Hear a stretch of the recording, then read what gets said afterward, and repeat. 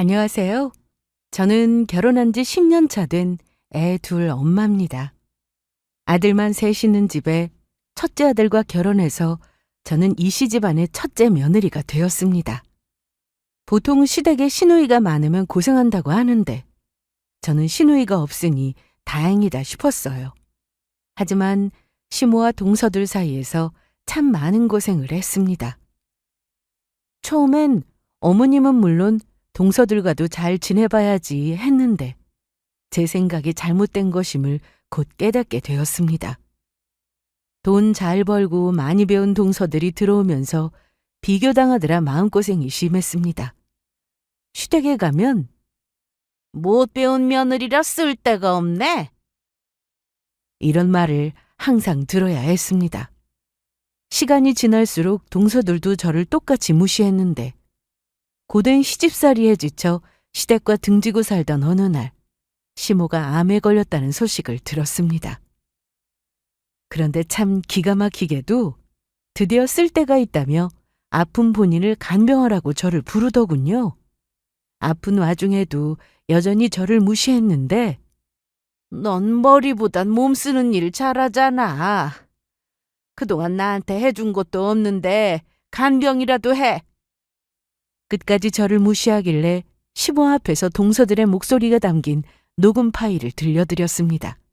결국 시모는 큰 충격을 받았고 본인이 한 행동 그대로 돌려받게 되었는데 그동안 제가 어떻게 살았고 시모가 들은 동서들의 충격적인 대화 내용은 무엇인지 지금부터 그 얘기를 시작해 보겠습니다.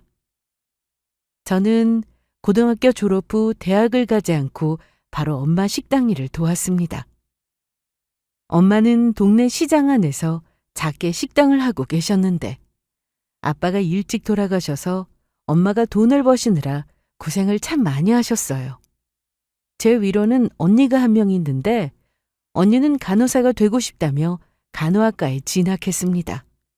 사실 저도 대학을 가고 싶었지만 공부를 썩 잘하는 편도 아니었고 집안 형편도 그리 넉넉하지 않아서 자연스레 이런 선택을 하게 되었습니다. 처음에는 알바를 했다가 몸이 안 좋으신 엄마 식당에서 일을 돕게 되었습니다. 이제 좀 한가하니까 가봐. 오늘은 나도 별일 없으니까 청소까지 하고 같이 들어가자. 나가서 친구들도 만나고 해. 이 시간에 다 학교에 있지.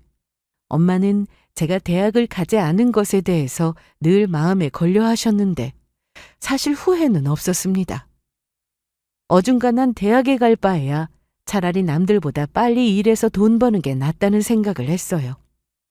그렇게 몇 년간 엄마 식당에서 일도 배우고 하면서 지냈는데 어느 날 중학교 동창 모임에 나갔다가 남편을 만나게 되었습니다.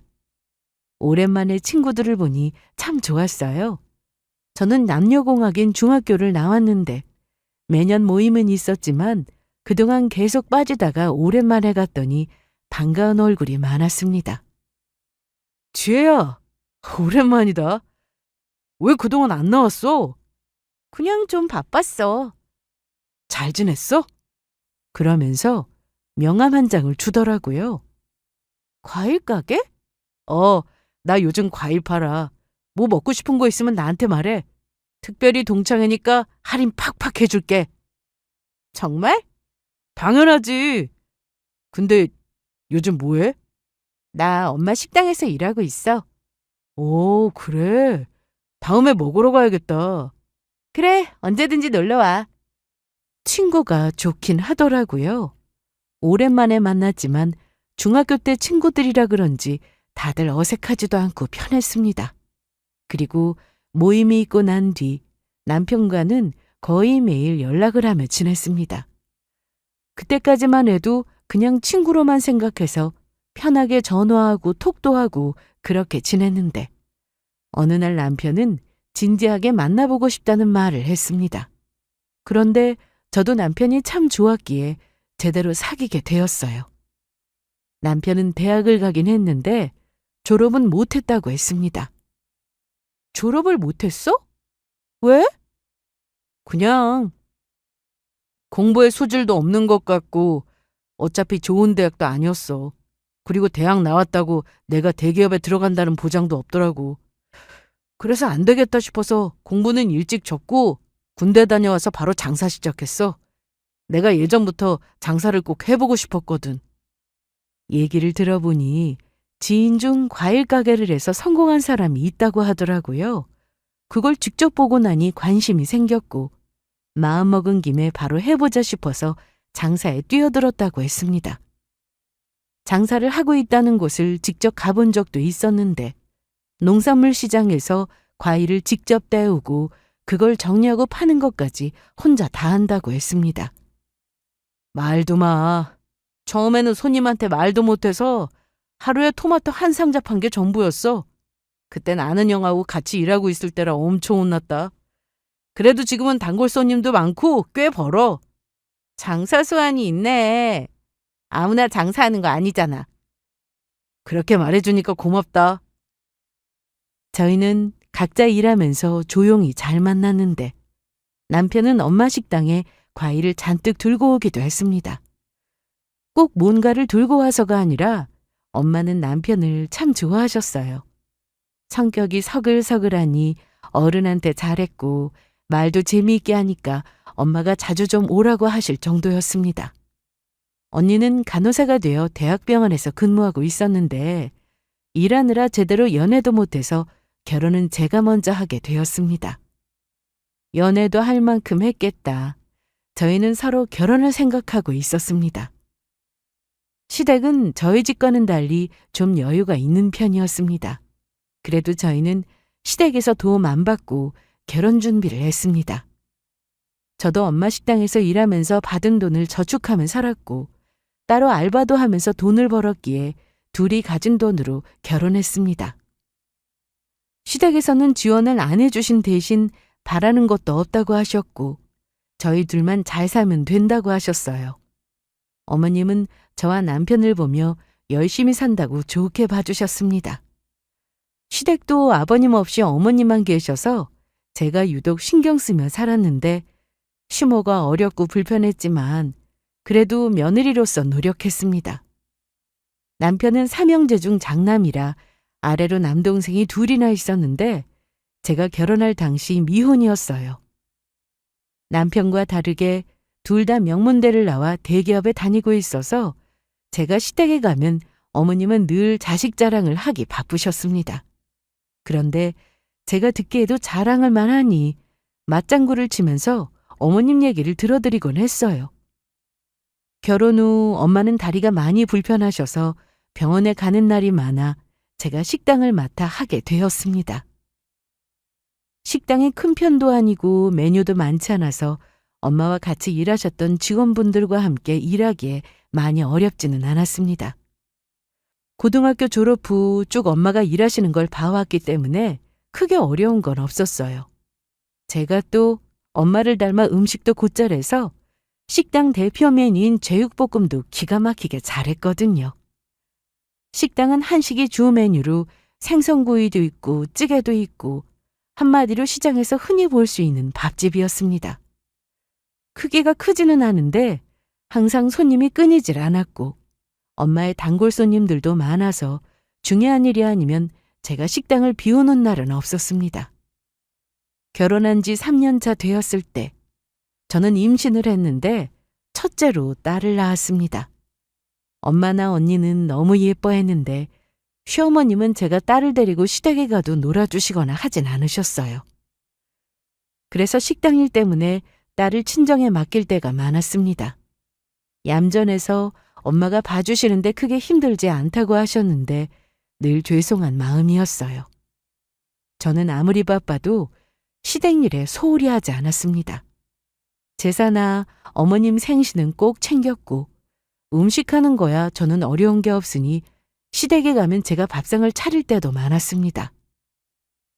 남들도 다 이러고 살겠지 하며 큰 불만 없이 지내고 있던 어느 날 서방님이 결혼할 여자를 데리고 왔습니다.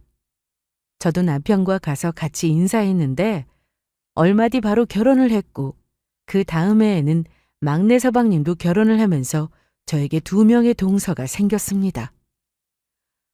처음에는 좋았어요. 동서들이 깍듯하게 저한테 잘했습니다.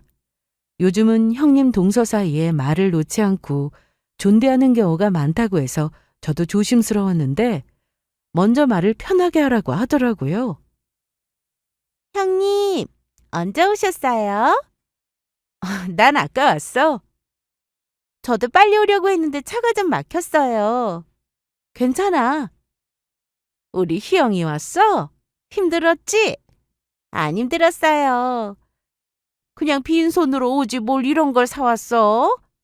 과일은 아주버님이 가져오실 것 같아서 꿀 사왔어요.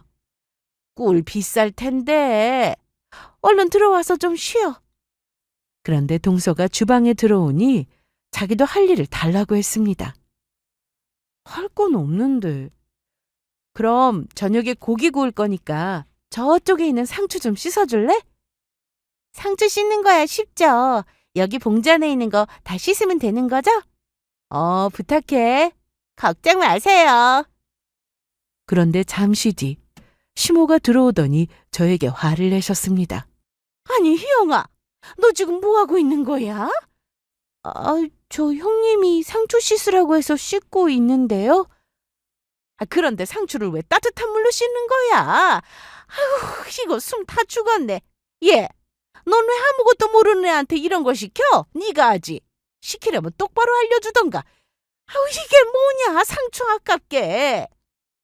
어머님, 형님이 이렇게 하라고 시킨 거 아니에요. 상추가 좀 시들한 것 같아서요. 이런 경우에는 따뜻한 물에 씻고 나중에 찬물에 한 번 더 씻어주면 싱싱해지거든요. 어머, 그러니? 배운 게 많아서 그런가 아주 똑똑하네. 공부만 하느라 이런 거 해본 적도 없을 줄 알았는데 아는 게 왜 이렇게 많아? 이런 건 기본이죠. 이쯤 했으면 됐어. 나머지는 쟤한테 맡기고 넌 얼른 나가. 내가 쉬라고 했잖아. 소파에 앉아서 TV를 보든 너 하고 싶은 거 해. 그래도 형님 혼자 하면 힘드실 텐데. 글쎄 주방에 들어올 필요 없어요. 시모는 동서한테 일을 시켰다고 저에게 아주 크게 호통을 치셨고 밖에 서방님하고 동서도 있는데 내내 짜증을 내셨습니다. 이때 남편은 딸과 함께 잠시 밖에 나가 있어서 이 상황을 잘 모르고 있었는데 잠시도 들어와서 제 표정을 보고는 무슨 일이 있었냐고 물었지만 내색하지 않고 할 일을 했습니다. 이후 한참이 지나서 막내 서방님과 동서까지 오고 같이 식사를 했는데 중간중간 반찬이 부족하면 제가 일어나 가져왔고 식사 후 치우는 것도 설거지를 하는 것도 온전히 제 차지였습니다.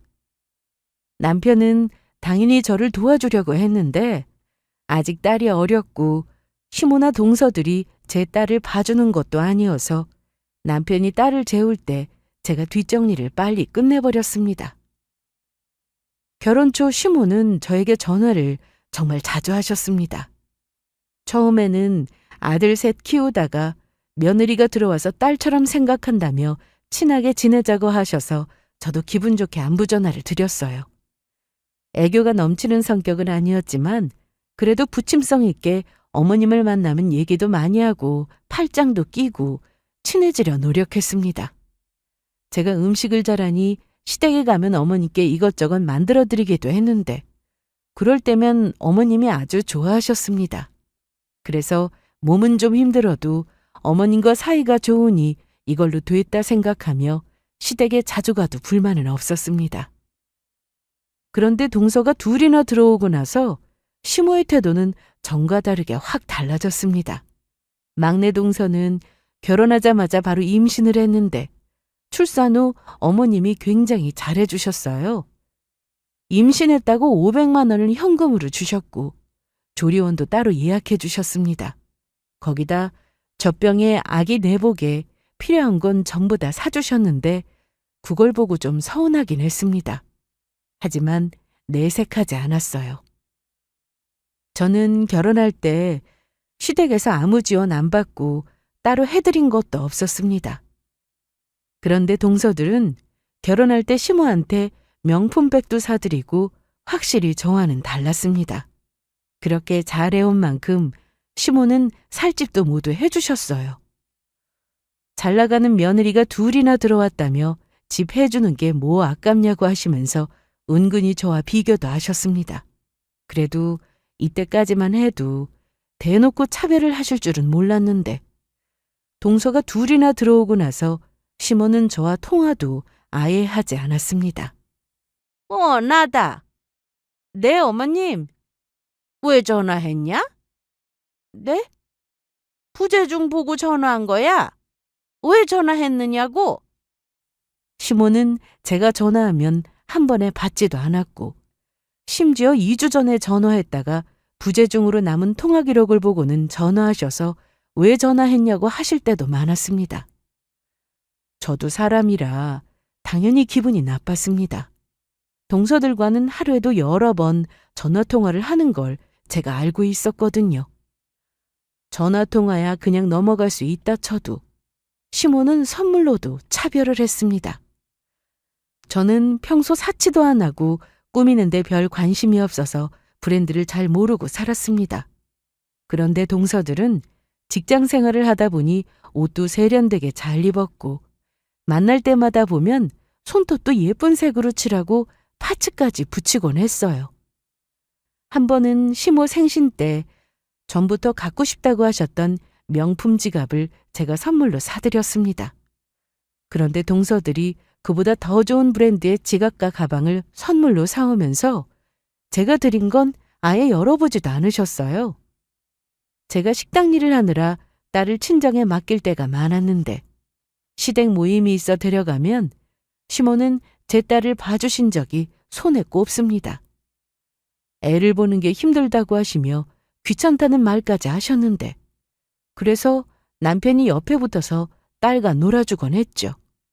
그런데 막내 동서가 애를 낳자 시모는 본인 입으로 애를 봐준다고 언제든 맡기라고 하셨습니다. 시댁에 가면 늘 어머님은 동서 애를 안고 있었고 동서가 애를 맡기고 영화라도 보고 온다고 해도 잘 봐주셨죠. 그래, 다녀와. 애 걱정은 말고. 그렇게 동서와 서방님이 나가면 시모는 힘들다며 동서 애를 저한테 맡겼습니다. 너무 어려서 제 딸과 같이 놀지도 못하고 결국 동서 애를 제가 등에 업고 밥을 차리곤 했는데 못할 일도 아니고 해서 그냥 했습니다. 뭐 이 정도는 참을 수 있었어요. 시모가 너무하다 싶을 땐 남편이 나서서 그러지 말라고 하기도 했고 제가 힘들어 보이면 같이 주방에 들어와 일을 거들기도 했으니까요. 제가 참기 힘들었던 건 툭하면 시모가 저에게 했던 이 말 때문이었습니다. 대학도 안 나와서 아는 것도 없는데 어디다 써먹어? 너는 있으나 마나니까 올 필요 없다. 쓸데없다는 둥, 도움이 안 된다는 둥. 고졸이라 명문대 나온 동서들과 차이가 많이 난다며 늘 써먹을 곳이 없다고 하셨죠. 시모와 단둘이 있을 때 들은 얘기도 아니고 동서들과 서방님까지 다 있는 자리에서 아무렇지 않게 저렇게 말씀하셨습니다. 처음엔 동서들이 저한테 형님 형님 하며 그래도 예의 있게 하길래 시댁에 가서 저 혼자 일을 하고 있어도 힘들다는 생각은 안 들었습니다. 제가 동서들보다 나이도 많고 음식도 제가 할 줄 아니까 저 혼자 하는 게 편하기도 했고요. 그런데 시모는 저한테만 이러는 게 아니라 남편도 함께 무시했습니다. 핸드폰에 이상한 문자가 왔는데 이게 뭔지 좀 봐줄래? 뭔데요? 아니 너 말고 둘째야, 네가 좀 볼래? 이거 함부로 누르면 안 된다고 하던데. 네, 맞아요. 그냥 삭제하세요. 그래, 알았다. 아휴, 며느리들이 똑똑하니까 내가 아주 든든해. 그러다 결국 저와 남편이 폭발하는 사건이 생기고 말았습니다. 어머님 생신이라 다 같이 시댁에 모여 근처 식당으로 저녁을 먹으러 갔습니다. 식사를 하는 동안 별다른 일은 없었고 저와 남편이 준비한 선물도 고맙다며 받으셨어요. 분위기는 좋았습니다. 그런데 식사를 마치고 그 앞에서 각자 집으로 갈 예정이었는데 어머님이 집에 좀 가자고 하시더라고요. 잘 먹었다. 여기 맛있네. 참, 내가 우리 동창 모임에서 총무를 맡아서 말이야. 컴퓨터로 뭘 좀 만들어야 하는데 같이 좀 가자. 어떤 거 만드시는데요? 말하면 네가 알아? 네? 엄마, 왜 그러세요? 아니 명분에 나온 우리 동훈이 동철이도 있고 똑똑한 며느리가 둘씩이나 있는데 네가 왜 나서냐? 내가 너한테 부탁했냐? 퇴학도 안 나와서 아는 것도 없는데 어디다 써먹어? 너는 있으나 마나니까 올 필요 없어. 먼저 가봐. 어머님, 말씀이 너무 심하신 거 아니에요? 뭐? 너 지금 나한테 대드냐? 그게 아니라 동서들 앞에서 왜? 쪽팔려? 그러게 대학이라도 나오지 그랬어. 그럼 이런 무시는 안 당하잖아. 대학 안 나와도 저희 잘 살고 있어요. 어머? 얘 계속 나한테 덤비네? 식당 앞에서 다른 사람들이 다 쳐다보는데 이렇게 말씀하시니 서방님이랑 동서들도 표정이 안 좋았고 저를 무시하는 시모를 보며 남편은 크게 화를 냈습니다. 엄마, 그만 좀 하세요. 너 네 마누라 편드냐? 응? 지혜도 컴퓨터 잘해요. 아는 것도 많고요. 툭하면 고졸이라 쓸데없다고 이런 말씀 하시는데 저도 고졸이에요. 엄마 아들도 대학 안 나온 고졸이라고요. 아니 그래도 너는 대학에 들어가긴 했잖아. 졸업도 못했는데 저도 고졸이죠. 그동안 동은이 동철이 앞에서 저랑 비교하실 때 그래도 장남이니까 참았어요. 제가 동생들보다 공부 못한 건 사실이니까요. 그런데 이건 아니죠. 지혜도 엄마 며느리고 그동안 결혼하고 엄마가 시키는 거 한 번 싫다고 한 적 있어요? 아니, 너 엄마한테 어떻게 이래? 너무하신 건 엄마잖아요. 남편은 이날 시모에게 화를 내며 먼저 올 필요 없다고 하셨으니 절대 가는 일 없을 거라고 하고는 집으로 돌아왔습니다. 며느리는 물론 자식까지 차별하는 시어머니가 존재하냐고 하시는 분들도 계시겠지만 존재하더라고요. 사실 남편이 다 알고 있는 줄은 몰랐습니다. 제가 시모한테 어떤 대우를 받고 동서들과 어떤 차별을 받았는지 말이죠. 가게 때문에 바빠서 시댁에 저 혼자 갈 때가 많아 남편은 시모가 저한테 하는 행동을 못 본 적이 많았거든요. 거기다 식구들이 다 있는 앞에서 저를 무시한 적도 많았지만 시모와 저 둘이 있을 때 유독 비교가 심하셨기에 남편은 제가 시모와 크게 문제가 없다고 생각하고 있는 줄 알았습니다. 제가 그동안 시모에게 저런 차별을 당해도 참았던 건 남편과 자식 때문이었습니다. 남편이 친정에 너무 잘했기 때문에 저도 시댁에 잘하고 싶었어요. 동서들이 들어오기 전에는 시모와 둘이 사이가 정말 좋았습니다. 어머님이 딸이 없다고 저를 딸처럼 생각한다고 하셨을 때 진짜 딸이 될 수는 없지만 노력했어요.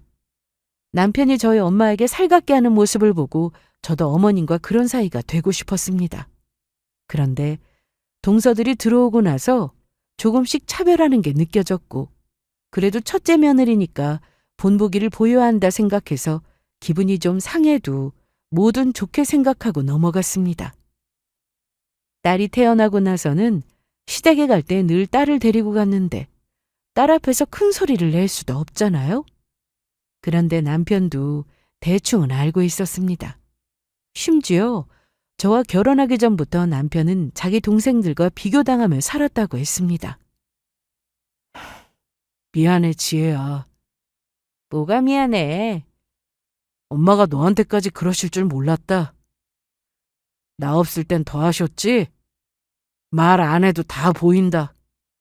내가 장사한다고 했을 때 엄마 표정이 아직도 기억나. 내 앞에선 별 말씀 안 하셨는데 방에서 친구분하고 통화하시는 게 다 들렸거든. 쪽팔린다고 하시더라. 대학 나와서 회사원 될 줄 알았는데 하필 장사를 해도 과일 장사냐고 하시면서 집에서 먼 곳에 가게 얻으라고 하셨고. 아니 정말?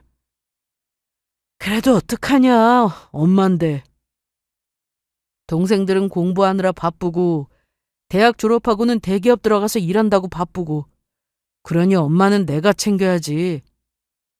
남편은 자기 아니면 어머님이 어떤 처지가 될지 알고 있어서 속은 좀 상했지만 그래도 참고 살았다고 했습니다.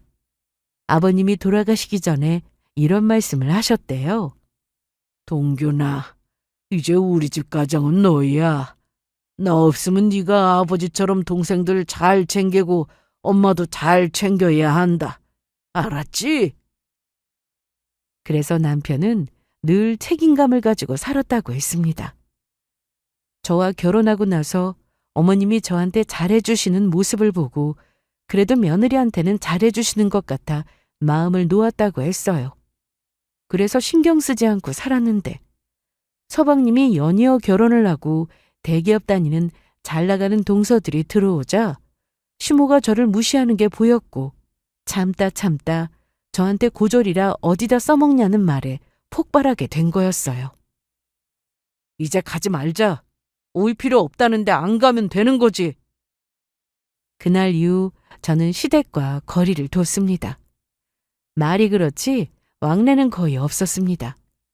남편도 시댁에 가자는 말은 하지 않았고 저한테 늘 미안해하며 친정에 잘하고 살았습니다.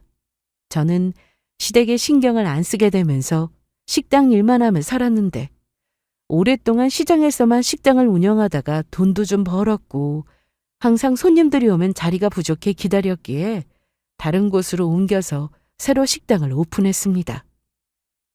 메뉴는 그대로에 시설은 시장보다 깨끗해서인지 손님들이 더 좋아하셨어요. 그러던 어느 날 시모에게 전화가 왔습니다.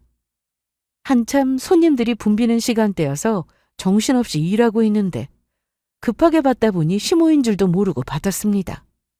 네, 여보세요? 나다. 여보세요? 누구세요? 나라고! 시어머니 목소리도 까먹었냐? 어쩐 일이세요? 오랜만에 전화했는데 그게 할 소리야? 건강은 어떤지 물어봐야지. 죄송한데 제가 지금 바빠서요. 그런데 그때 시모가 암에 걸렸다고 했습니다. 네? 방금 뭐라고 하셨어요? 잘 못 들었어요.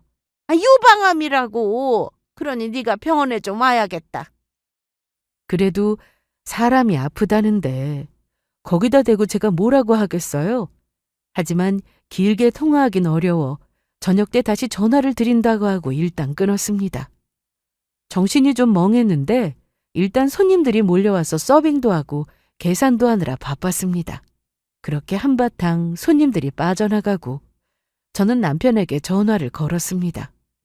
남편도 장사하느라 바빠서 저는 평소 급한 일이 아니면 전화를 잘 하지 않았는데 전화를 걸었더니 바로 받더라고요. 자기야. 바빠? 괜찮아. 아무리 바빠도 자기 전화는 받아야지. 왜? 무슨 일 있어? 혹시 어머님하고 통화했어? 아니. 엄마가 전화했어? 전화로 또 뭐라고 하셨어? 어머님, 암이래. 유방암. 뭐? 남편은 제 말에 놀랐는지 순간 아무 말이 없었습니다. 그리고 직접 전화해서 확인해 보겠다며 전화를 끊었는데 수술을 앞두고 병원에 입원하신 게 맞다고 했습니다. 일을 마치고 집에 갔는데 남편은 저한테 신경 쓰지 말라고 했습니다. 자기도 병원에 안 간다고 했고요. 그래도 남편에게는 엄마인데 너무 심한 게 아니냐 하실 수도 있지만 이렇게까지 하는 이유가 다 있었습니다. 시댁과 연락을 안 하고 살던 중 남편이 교통사고를 당한 적이 있었습니다. 그때 남편이 운전을 하고 있었고 그 옆에는 막내 서방님이 타고 있었는데 다친 건 남편이었어요. 사고가 났다는 연락을 받고 급히 병원에 갔는데 다행히 생명엔 지장이 없었습니다. 그래도 다리 수술을 급하게 해야 해서 응급수술을 했었습니다. 그런데 그 소식을 시모가 전해 듣고 병원에 와서 한다는 말이 이게 대체 무슨 일이야? 통철아, 넌 정말 괜찮아? 네, 괜찮아요. 그냥 타박상이래요. 형이 좀 다쳤죠. 네가 안 다쳐서 얼마나 다행이냐 그래. 회사에서 아주 중요한 일 해야 하는데 지장 있으면 안 되잖아. 4인실이었고 남편과 서방님이 나란히 누워 있었는데 맞은편엔 다른 환자도 있었습니다. 그런데 시모가 이런 말을 하니 다들 기막혀하는 표정이었죠. 남편은 수술하고 많이 아팠는지 내내 잠을 잤는데 시모가 돌아가고 나서 보니 베개에 눈물 자국이 있더라고요. 남편은 눈을 감고 자는 줄 알았는데 시모의 말을 다 듣고 있었던 겁니다. 그래서 자기 엄마가 암이라고 하는데도 남편은 정말 덤덤하게 병원에 갈 일은 없을 거라며 저한테도 절대 가지 말라고 아주 신신당부를 했습니다. 그런데 저는 병원에 갔습니다. 시모는 자기가 암이어서 수술까지 받아야 하는 상황에서도 여전히 저를 무시했거든요. 다음 날 저는 평소와 똑같이 가족들과 아침을 먹고 식당으로 갔습니다. 그리고 재료 준비 후 시간이 좀 남자 시모에게 전화를 걸었어요. 여보세요? 저예요, 어머님. 그래, 나 내일 수술이야. 언제 올 거냐? 오전에 준비할 게 좀 있어서 오후에 갈게요. 그래, 이럴 때 못 배운 네가 딱이지. 네가 또 몸으로 하는 건 잘하잖아. 사람은 다 자기 할 일이 정해져 있는 법이야. 우리 형이랑 현서는 머리 쓰는 일을 기똥차게 잘하고 너는 몸 쓰는 일을 잘하고. 시모는 이 와중에도 저와 동서들을 또 차별했습니다. 그런데 뭐 괜찮았어요. 늘 있던 일이었으니까요. 어머님 간병은 제가 하고 싶었는데 잘 됐네요. 그래, 빨리 오너라. 그렇게 전화를 끊고 저는 오전에 식당 일을 대충 해놓고 병원으로 향했습니다. 사람의 천성은 쉽게 바뀔 수 있는 게 아니잖아요. 남한테 싫은 소리 못하고 참는 거 잘하던 저라서 이날 병원에 들어가기 전까지 얼마나 연습을 많이 했는지 모릅니다.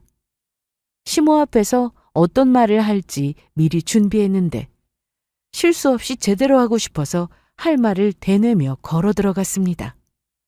심호흡을 하고 시모가 있는 병실로 들어갔는데 마침 혼자 계셨습니다. 왔니? 네, 그런데 혼자 계셨어요? 너 온다고 해서 방금 전까지 내 동생하고 같이 있었는데 가라고 했어. 일단 나 오늘 밤 12시부터 금식이라 뭐 먹을 것 좀 사올래? 아, 그리고 내가 속옷을 몇 벌 안 챙겨와서 봉지 안에 넣어뒀는데 그것도 좀 빨아가지고 와. 화장실은 나가서 저 왼쪽에 있어. 잠시만요. 먼저 여기 이거 보시고 서명부터 하세요. 서명? 이게 뭐냐? 뭐 병원에서 사인해야 한대? 직접 읽어보세요. 제가 건넨 서류를 본 시모는 그 자리에서 표정이 일그러지며 개거품을 물고 악을 쓰기 시작했습니다. 너 지금 이게 뭐야? 응? 이 시어머니 앞에서 뭐 하는 짓이야? 서명 안 하시면 저 간병 못해요. 다 보셨으면 사인하세요. 50만 원? 너 미쳤냐? 제정신이에요.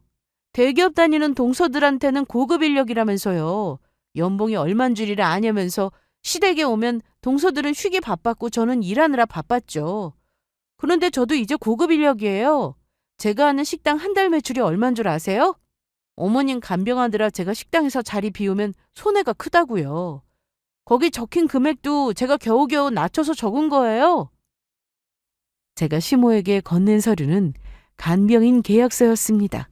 그 종이에는 기본적인 계약 내용이 적혀 있었고 간병인의 임금은 하루 50만 원으로 적었습니다.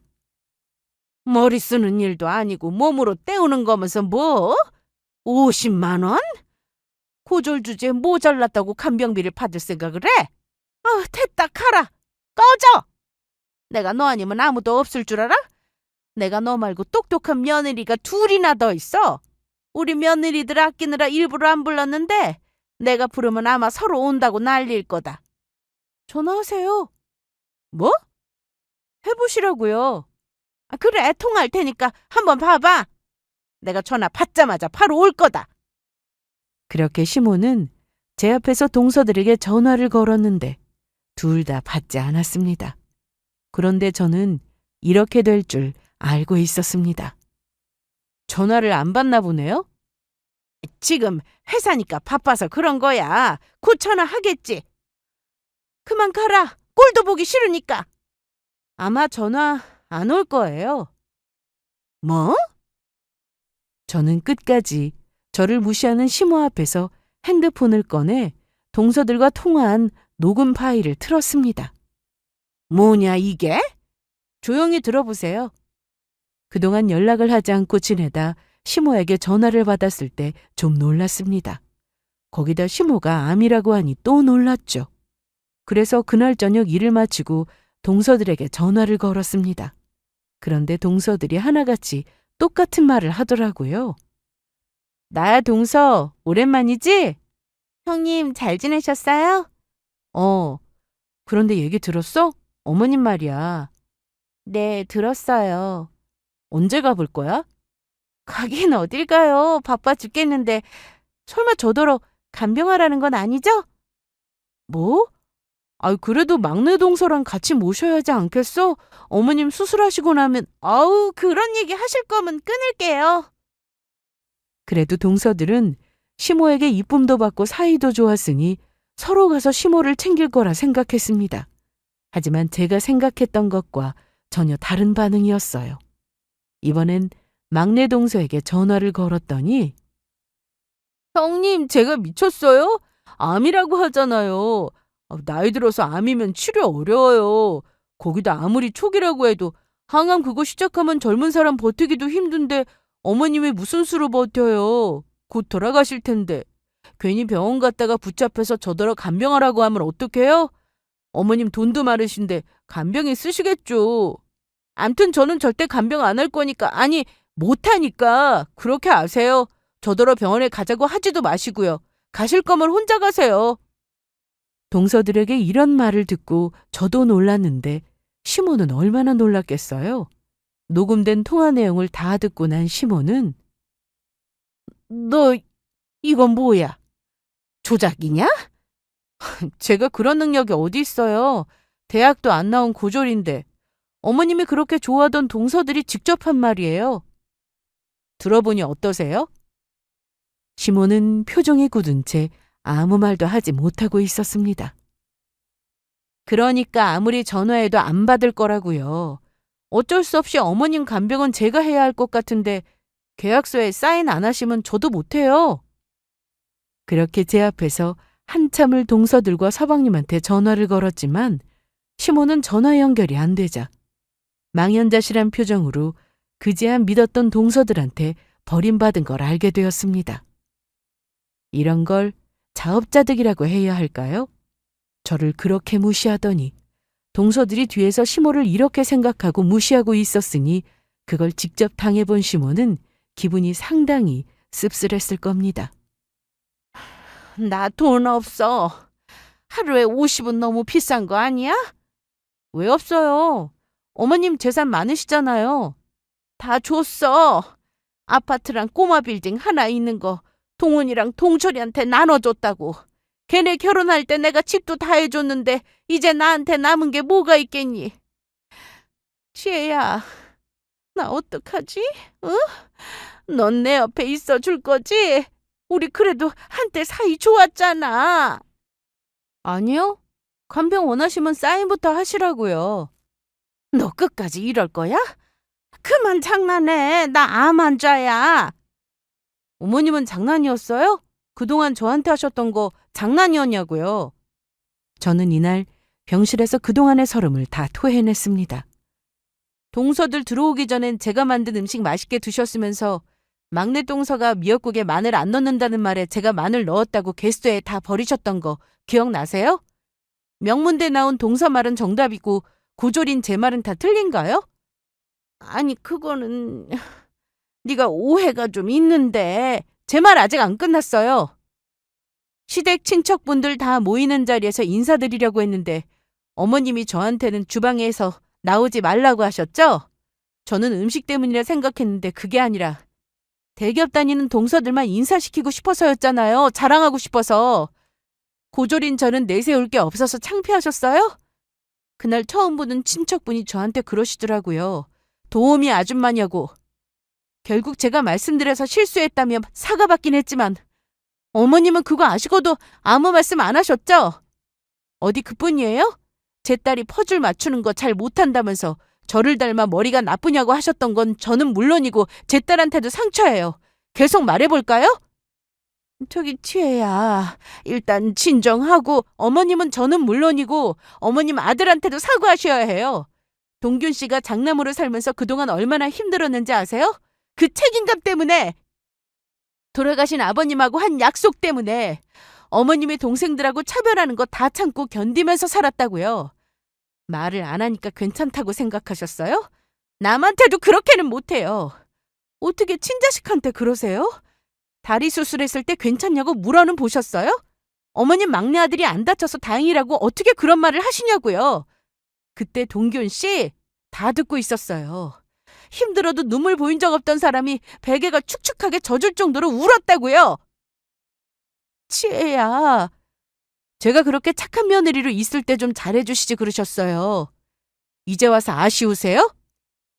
어머님은 제 얘기를 들으시고는 고개를 푹 숙이더니 눈물을 보이셨는데 저는 뒤도 안 돌아보고 병원에서 나왔습니다. 시모는 동서들에게 용돈을 받으며 편하게 살았는데 사실 용돈을 받지 않아도 시모는 가진 재산이 좀 있어서 일을 안 해도 될 정도였습니다. 그런데 나중에 동서들한테 효도받을 생각에 가진 재산을 남편만 빼고 다 나눠줬는데 동서들이 이렇게 나오니 시모는 배신감을 크게 느꼈을 겁니다. 생각해보면 시모는 그동안 저에게 했던 행동을 그대로 돌려받은 거나 마찬가지였습니다. 돈도 있고 건강할 때는 동서들이 알아서 잘하고 명품 선물도 사오고 그랬는데 이제 가진 재산도 다 나눠주고 없고 몸도 아프니 모른 척하는 동서들을 보며 시모는 얼마나 허탈했을까요? 그날 이후 저는 시모의 전화도 받지 않았고 병원에 가지도 않았습니다. 남편 역시 제 앞에서 시모의 얘기를 일체 하지 않았죠. 듣기론 시모는 유방암 초기여서 수술만 잘 받으면 된다고 했는데 그래도 항암 치료를 받아야 한다고 해서 그 힘든 항암을 시작했다고 들었습니다. 돈도 없어서 간병인을 쓰기 부담되니 결국 다시 시이모님을 불러서 부탁했다고 하더라고요. 시모가 혼자 힘든 시간을 보내는 동안 저와 남편은 하는 일이 더욱 잘 됐습니다. 남편은 오랫동안 한 곳에서 과일 장사를 하며 돈을 모았는데 때가 됐다며 좋은 위치에 있는 상가 1층 자리에서 좀 더 크게 장사를 시작했습니다. 저 역시 식당은 꾸준히 장사가 잘 됐어요. 여전히 몸은 힘들었지만 제가 만든 음식을 맛있다고 해주고 멀리서도 찾아오는 손님들을 보며 오래오래 해야겠다 다짐도 했습니다. 엄마도 제가 식당을 잘 운영하고 있으니 뿌듯해 하셨고요. 그리고 한 가지 더 좋은 소식이 있는데 최근 저는 둘째를 임신했습니다. 일이 바빠 첫째 때 잘해주지 못해 미안해서 직원을 더 뽑아서 좀 여유롭게 살 생각이에요. 결혼하면 애 둘은 낳고 싶었는데 꿈을 이뤄 너무 행복했습니다. 그렇게 시간이 지나 몇 달 뒤 어느 날 남편이 일을 마치고 시댁에 다녀왔다고 했습니다. 오늘 좀 늦었네? 나 엄마네 다녀왔어. 그랬어. 어머님은 좀 어떠셔? 생각보다 괜찮으시네. 항암도 잘 견디고 계시고. 다행이네. 그런데 여전히 서방님들도 동서들도 시댁에 안 온다고 했습니다. 아무 연락도 없다고 하더라고요. 남편을 붙들고 우시면서 괘씸하다고 욕도 실컷 하셨다고 했죠. 그리고 남편은 집에 오는 길에 서방님과 통화했는데 들어보니 그 내용이 참 기가 막혔습니다. 형, 기영이가 엄마랑 같이 사는 건 절대 안 된다고 해서 아니 평생 모시고 살라는 것도 아니고 지금 몸이 안 좋으시니까 들여다는 봐야지. 그래도 너는 엄마한테 이러면 안 되는 거 아니냐? 내가 뭘. 찾아가진 않아도 전화는 할 수 있잖아. 엄마가 너한테 그동안 어떻게 했냐? 재수 씨한텐 또 어떻게 했고. 그럼 형이 해. 장남이잖아. 왜 나한테 그러는데? 야, 엄마 재산 다 받아놓고 그게 할 소리냐? 효도한다고 했다며 네 입으로? 누가 달라고 했어? 엄마가 좋다고 주신 거지? 암튼 난 몰라. 그 말을 듣는데 너무 어이가 없었습니다. 심지어 막내 서방님 네는 이사를 하고 이사한 집 주소도 시모에게 알려주지 않았다고 하더라고요. 상황이 이렇게 되니 항암 치료 중인 시모는 재판 준비를 하고 있다고 했습니다. 소송이라니? 무슨 소송? 엄마가 당연히 효도할 줄 알고 재산을 미리 증여한 건데 지금 저 자식들이 나 몰라라 하고 있잖아. 그래서 취소하고 싶다고 알아보고 계신데. 그게 가능해? 한 번 증여하면 취소하기 힘들 텐데. 그러게. 알아서 하시라고 했어. 자기한테 부탁 안 하셔? 남편은 말을 아꼈는데 제가 계속 물어봤더니 소송 준비 같이 해주면 재산 돌려받아서 남편에게 다 주겠다고 했답니다. 그런데 남편은 애초에 어머님이 가지고 계신 재산에 욕심이 없는 사람이었어요. 지금 충분히 돈도 잘 벌고 있고요. 그래서 필요 없다고 하고는 바로 나왔다고 했습니다. 결국 시모는 쓸쓸하게 혼자 지내게 되었어요. 시이모님이 계셔서 이것저것 챙겨주시긴 했지만 그래도 자식들이 셋이나 있고 며느리도 있는데 이런 말년을 보내게 될 줄 시모는 알고 있었을까요? 남편은 너무 착한 사람이라 아주 가끔 시댁에 가서 시모가 어떤지 들여다보긴 했는데 갈 때마다 시모는 동서들 욕을 한다고 했습니다. 그게 듣기 싫어 남편도 이제는 발길을 끊었는데 그러다 보니 전화로 그동안 미안했다며 얼굴은 보고 살자는 말씀을 하시더라고요. 하지만 긴 세월 상처받은 것들이 미안해 한마디로 사라지겠습니까? 시모가 아무리 울면서 잘못했다고 해도 저나 남편은 쉽게 용서가 되지 않았습니다. 그날 이후로 시모는 치료받으면서 소송 준비를 한다고 했는데 소송이라는 게 쉽지 않다고 하더라고요. 돈도 들고 증거도 필요했는데 아무것도 없으니 소송이 제대로 진행될 리가 없었죠. 이건 역시 시모가 자초한 일이라 생각합니다. 저는 얼마 뒤 출산을 했는데 둘째는 아들이었습니다. 딸의 아들까지 그것도 건강하게 태어나줘서 얼마나 감사하던지. 그동안 남편이나 저는 일에 매달리며 살았는데 이제 자식이 둘이나 되었으니 아이들에게 많은 시간을 쏟기로 했습니다. 저는 직원들과 돌아가면서 쉬는 날을 만들었고 남편 역시 과일 가게 매장이 넓어지면서 혼자는 힘들어 직원을 새로 뽑았는데 남편처럼 열정이 넘치는 사람이라 혼자서도 아주 장사를 잘한다고 하더라고요. 그래서 둘째가 좀 더 크면 해외여행도 한번 가보자고 남편과 얘기도 했습니다. 저나 남편의 인생은 정말 지극히 평범하지만 저는 그 누구보다 행복하게 살고 있어요. 행복의 기준은 사람마다 다르겠지만 저는 가족이라고 생각합니다. 물론 많이 배우고 돈도 많으면 더 행복할 수 있겠지만 대학 안 나와도 저는 제 일이 있고 가족이 있어 남부럽지 않게 살고 있답니다. 듬직하고 착실한 남편의 사랑스런 딸과 아들, 거기다 언제나 저를 믿고 응원해 주시는 엄마와 언니까지. 앞으로도 저는 가족들과 행복하게 살고 싶습니다. 제 사연은 여기까지입니다. 저희 가족 잘 살도록 좋은 말씀 많이 해주시고 들어주신 분들께 감사하다는 말씀 드리고 싶네요. 고맙습니다.